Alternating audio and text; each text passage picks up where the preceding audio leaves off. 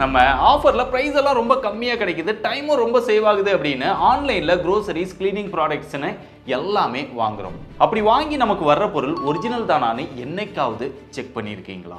ஒருத்தர் ஃப்ளிப்கார்ட்ல ஹார்பிக்கோட bathroom cleaner 1 litre back 2 வாங்கியிருக்காரு. ஆனா அந்த ப்ராடக்ட்டை பார்த்தோன்னே ஒரிஜினல் மாதிரி இல்லையே அப்படின்னு டவுட் வந்து அதுல செக் பண்ணியிருக்காங்க.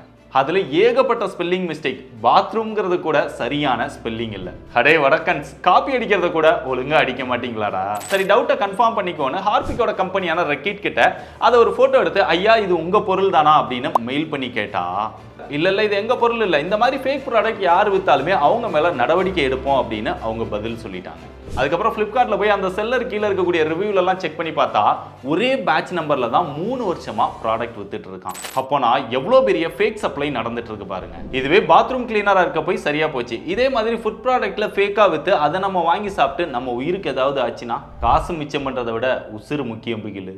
இந்த வீடியோ பார்த்துட்டு இருக்கிற நீங்க யாராவது ஆன்லைன்ல எல்லாம் ஹார்பிக் ப்ராடக்ட் வாங்கியிருந்தீங்க அப்படின்னா அதை இம்மீடியட்டா எடுத்து செக் பண்ணி பாருங்க. யாருக்கு தெரியும், நீங்களும் ஏமாந்துருக்கலாம். இந்த வீடியோ எல்லாருக்குமே ஷேர் பண்ணி தெரியப்படுத்துங்க. கரெக்டா?